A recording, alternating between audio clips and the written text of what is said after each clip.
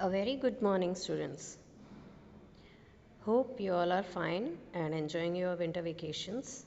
Today, we are going to have a revision for our chapter 10 Formation of Early States, Janapadas and Mahajanapadas. So, let us start with the Vedic period. Vedic period started after the end of Indus Valley civilization, which was around 1500 BCE. So, during this period, the composition of Rig Veda was formed. We have four Vedas that are Rig Veda, Samved, Atharved, and Yajurved. So, among these four Vedas, the Rig Veda was composed during this period. And during this period, practice of agriculture, cattle rearing, and pottery was done by the people. But cattle rearing was the main occupation of the people. So during this period, the main products in the agriculture were wheat, barley, and cotton. People used to practice these agriculture and cattle rearing for their survival. Now, they also have the cow, which was considered the main wealth for the people. It was very much precious for them, and it is said that those who have more cows is a wealthy person. Now let us move on to later Vedic period. During this period, as we know, agriculture was continuing, so they made the agriculture as their main occupation, and they started shifting towards east with their agricultural settlements. We can say that in present day Uttar Pradesh and Bihar were occupied by the people in later Vedic period for agriculture purpose. The main aim was to grow their products in large quantity, and these areas, the northeast areas of India, were more profitable for them because of the Ganga Yamuna Doab, where they have enough water and fertile soil for the agricultural growth.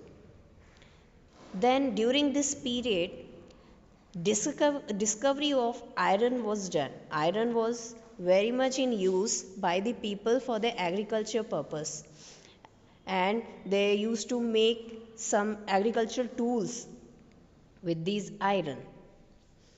And apart from that, people also used pottery to use as their utensils.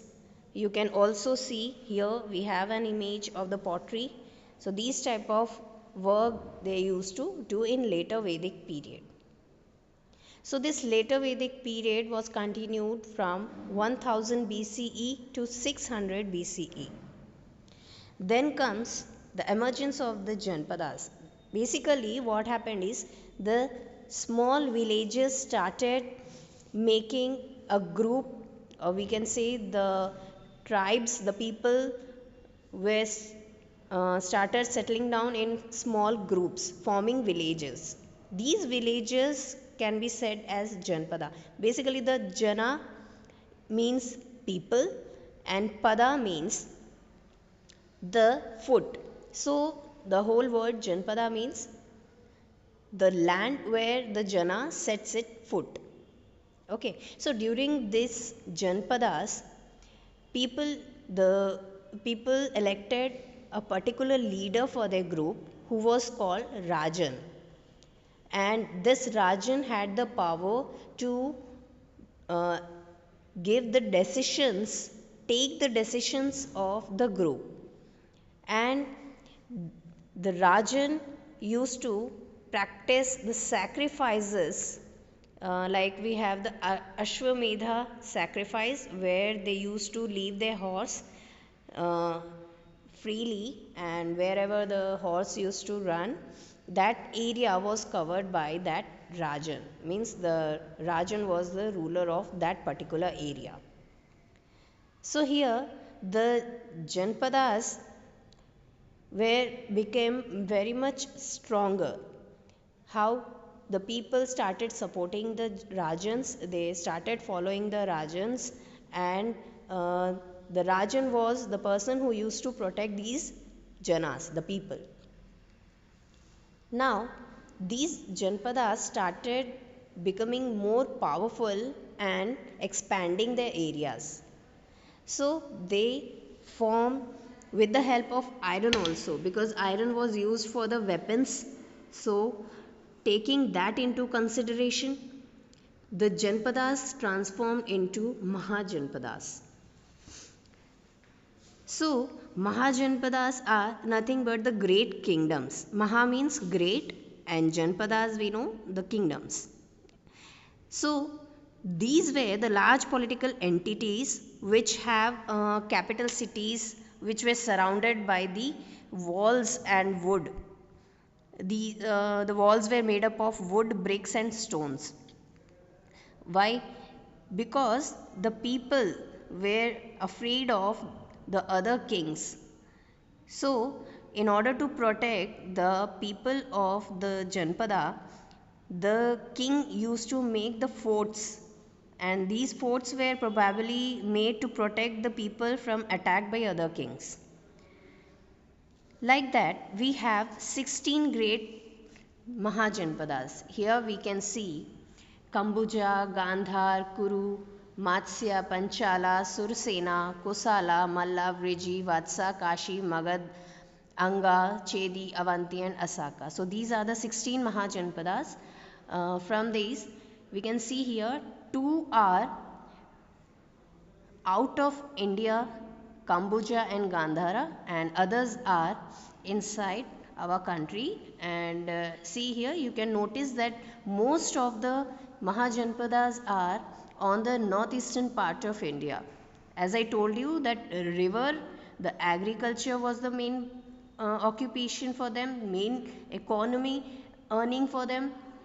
So this area was very much beneficial for them. So they occupied this for trading purpose also.